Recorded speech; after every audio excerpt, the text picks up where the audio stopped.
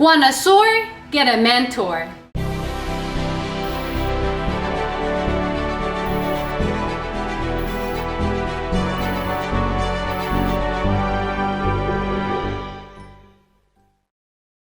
Hey, it's Nina Carmichael. We made these videos probably because you are the most ambitious person in your circle. You know you're capable of more and you get that push by surrounding yourself with the best. So today let's learn from one of the best, my husband Evan Carmichael, and how to use success of others to succeed your life. Enjoy! Okay, let's kick it off with rule number 1, model success. The fastest path for you to get the success you're after is to model success. The idea here is simple. You find people who have already done the thing that you want to do, learn from them, understand what they did to get there, and then try on their hat, right? See what worked for them and apply it to your business. This is what worked for me. This is what saved my company. Bill Gates saved my first company, even though I've never met him. I haven't yet. We're gonna make it happen, hopefully soon. I was struggling. I had a upstart software company that wasn't making money, and I quit on my business partner, and I woke up the next day and said, I need to find a way to make this happen. I can't quit on this too soon because I'm going to regret it if I don't keep going. And so I said, who has done this before? Who's done this? And I thought of Bill Gates. It was just the first person that came to mind was Bill Gates. So I looked at his story and how did he build Microsoft? Well, it was through partnerships. And so I started making partnerships in my business. I had nothing else to lose. I was already at rock bottom, right? I had already quit on my partner. It was hopeless. So let's just give this a shot. And within, I don't know, a couple months, maybe even sooner, I landed my first partnership deal for $13,500. And at the time, guys, I was making $300 a month. So that money meant the world to me. Like that was bank. And more important than that, it gave me hope, you know, like this could happen. This business could actually work. And it gave me a model to then go and do it again and again and again. And ever since then, whenever I don't know what to do, I model success. I find someone who's done it and I try to apply their strategies and make it work for me. But this is the important thing. Not every strategy is going to work the same way for them as it did for you. So maybe waking up early is your ticket. Maybe waking up later is going to be your ticket. There's people who've done both. Which is the one that's going to work for you? You won't know by sitting on the couch and thinking about it. The best thing you can do is just go and try. You try on their hat, right? Bill Gates did this. Dan Lok does this. Bruce Lee does this. Awesome. Try it. Try it and see. People prejudge so early. You have to change your habits. If you want to get something more than you have right now, it's because you're doing something different than what you're doing right now. And different is scary. Different means you don't know if it's going to work out or not. Different is different. We don't want to do different, right? You want to stay inside our comfort zone. That's not where your success is going to come. But not everything you try is going to work. Even the ones that do work won't work 100%. The way that Bill Gates did partnerships in his business is different than the way that I did it. But just that idea alone took me 80% of the way. Modeling success takes you 80% of the way. And then that final 20% is you got to make the adjustments to make it your own. Because otherwise you just end up being a junior version of somebody else instead of being you. But I think we're too often just judging people. You're judging a strategy saying, well, that's not going to work for me without even trying it. And so I have this channel where you can learn from people every day. I have my top 10 rules where you can watch those videos and learn from people every day. If you watch a top 10 video, these are 10 rules for some of the most successful people on the planet in the history of humanity. Here they are with 10 different lessons. Not all of those 10 lessons have to work for you, have to apply to you. Take one of them, take two of them, and just do something. Just apply it to your life, apply it to your business, and see if you get a result. That's the key. And so you need to get out of your head. You need to get out of your own way, and you need to just start doing. The best thing you can do is go from idea to action. And when you see something that kind of makes sense, that might be a fit for you, just start doing it. Stop judging, start doing it, and apply it to your business and see if it works. Give it a shot. If you want to have more confidence and motivation, check out our 254 series. The link is in the description below. For me, my goal is to help building entrepreneurs. And so I always want to work on projects that have the ability to have a massive impact. That's what I strive for every single day. You have to enjoy what you're doing. You have to wake up and look forward to the day that is ahead. If you're doing work that you love, you're more likely to follow through. You're more likely to do it because it doesn't feel like work, because you love doing it. Rule number 2, learn. Reading should not be your priority. Learning should be your priority. There used to be only a small number of ways to learn. It used to only be reading or maybe going to lectures and learning from people, but reading was one of the fastest ways to learn because you could take somebody's life and in one book condense the whole thing, all of the lessons, and here you go, chance to learn.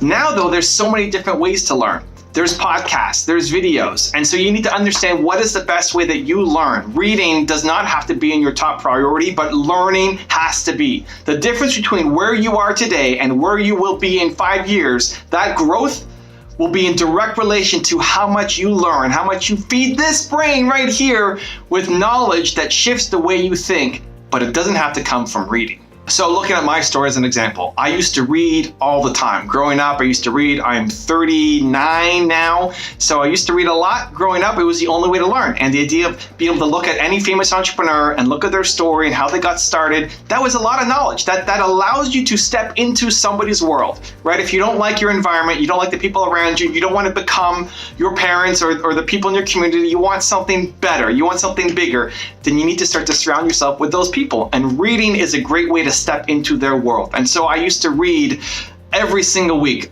Not quite every day, but almost. I was reading a lot. I was voracious. But as soon as video came out, I quickly shifted. I would much rather watch a video than read a book. I just learn better that way. I would much rather have an Elon Musk video and watch him and see him tell his story and look at the body language than I would reading a book about somebody else telling Elon Musk's story. That's me. That's how I learn. I listen to 0 podcasts because auditory is the slowest way for me to learn. If it was the only way, if the only way to learn was to listen to podcasts, and I would be all over it and I would force myself to do it because I love learning. But because there's so many different options and I love video first, I default to learning through video like this. Videos like this on my multiple channels. And so video is by far number 1 for me, and I consume video pretty much every single day of my life. Number 2 would be reading, and a huge drop down to number 2. I'll read maybe 3 to 4 books a year. And then number 3 would be auditory, which would be podcasts, and I consume 0 podcasts. I don't know that I've listened to an entire podcast all the way through. It would have to be some person that I can't find the video or a book on, and the only information, the only way to get it is to listen to a podcast. So the point of all this is not to slam on podcasts or audiobooks. I have my own audiobook. I read it myself. It's fire. If you love learning from auditory, then you should go and go all in on that. The point is to prioritize learning. You need to have learning as a regular part of your life. If you do not learn consistently, then you will end up in the same spot you are, right? You will be in the same spot you are in 5 years if you do not learn. But it's figuring out where do you learn best and going all in on that strategy. So what's the best way for you to learn? I'm going to give you a 3-step process that I think will help. Step number 1 is, who do you want to learn from? You want to learn from people who've done more than you have in a certain field or industry, right? If you want to learn to be a better parent, a better husband, a better wife, a better entrepreneur, a better salesperson, a better marketer, who's the person that you want to learn from? And it doesn't mean you have to become that person. The goal isn't to be the next Steve Jobs. It's to learn one thing from Steve Jobs that makes you a better version of you. So who is the person that you most want to learn from right now? Step number 2 is identify, how do you learn best? How do you learn best? I don't care what other people are doing. Do you learn best through videos? Do you learn best through reading? Or do you learn best through auditory, listening to podcasts and audiobooks? How do you learn best? And then number 3 is create a regular learning schedule. If you know who you want to learn from, the types of people, and you know your learning style, then what's your ongoing regular learning schedule? It has to be in your week, every single week. Whether that's a daily thing, whether you make that part of your daily routine, I'm a big fan of that. Otherwise, it's got to be somewhere in your week. You will never learn the material that you want to learn. You will never be able to emulate and model somebody else's success to turn you into the best version of yourself if you don't have that as a part of your regular week, right? Your actions need to map to your ambitions. What's in your calendar has to map to you accomplishing the goals that you want. If you just have goals, if you just want to learn, you want to become that person, but it's not in your schedule anywhere, you're never going to become it. Now I've got a very special bonus clip on alter your environment that I think you're gonna enjoy. But before that, it's time for the question of the day. Who's the person that you want to model success today? Leave in the comment below. And if you made it this far in the video and you promise to take action after watching. We don't just watch video, we do something. I want to celebrate you. Give me a hashtag believe in the comment below. Your environment has been perfectly designed to keep you exactly where you are. The people you hang with, the videos you watch, the media you consume, all of it are perfectly designed to keep you exactly where you are right now today. If you want to raise your standards, it starts by raising your environment first. So a friend of mine and friend of the channel, Mark Drager from Fanta, gave me a really warm message yesterday, and he thanked me for helping start the process for him to turn from being a pessimist to an optimist, from being somebody who was always worried and negative to somebody who's having more energy, who's seeing the light, who's becoming more optimistic, who still has a road to go, but is so far further along than where he was before. And he wrote to me to say, thank you for starting me down this path.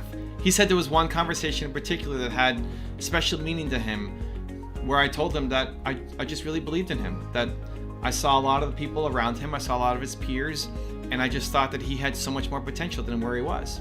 And I think maybe for the first time he had an extra bolt of belief pushed into him, which is what I do, which is what I'm great at, which is what I enjoy doing. But fast forward to now, 6 months, 8 months later, he's made major gains in his life. He's brought on new team members. He's now consuming other content that is positive and optimistic. He's changing his business around. He's investing more in himself. He's happier. He's lost a lot of weight. He's growing. He's wanting to strengthen his relationships. He's just seen a big shift in his life by trying to move more into optimism instead of pessimism. And so it started with my conversation with him.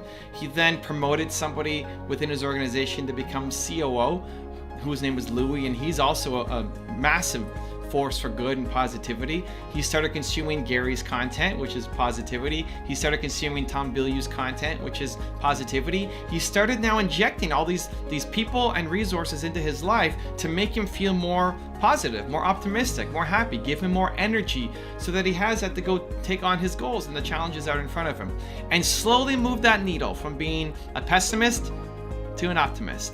I don't think people are pessimists, to be honest. I think everybody is born an optimist. I don't think people are born negative.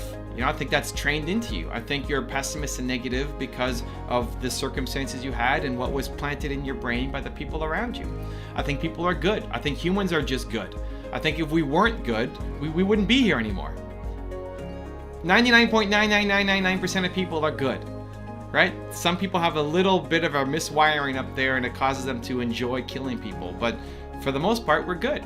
I also believe that people are built to serve. I believe that you get happiness from helping others, by being of service to others. That's what actually makes you happy. There aren't very many happy moments in your life that didn't involve somebody else. You were helping, you were serving. They've shown the effect on your brain of serving and helping somebody is the same as food and sex. We're literally hardwired to help others and to serve. And so if you believe like I believe that humans are good and humans are built to serve, then what would cause somebody to be pessimistic and negative? How sad of an upbringing does that person have to have had? The programming that was installed inside them by other people who just were negative and down on their life, but weren't inherently bad people. The people who stole from my car in LA, the guy who cut me off in traffic yesterday, I don't think they're bad people. I still think they're good people who are built to serve. Just circumstances and conditioning have led them down a negative path.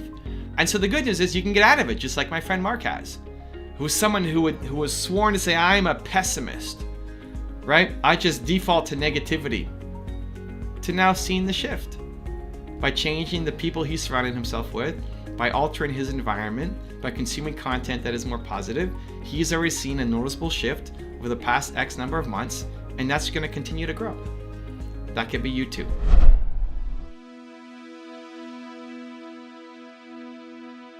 If you want to learn the skill everybody who wants success to develop, check out the video next to me. I think you're gonna enjoy. I will see you there. Continue to believe.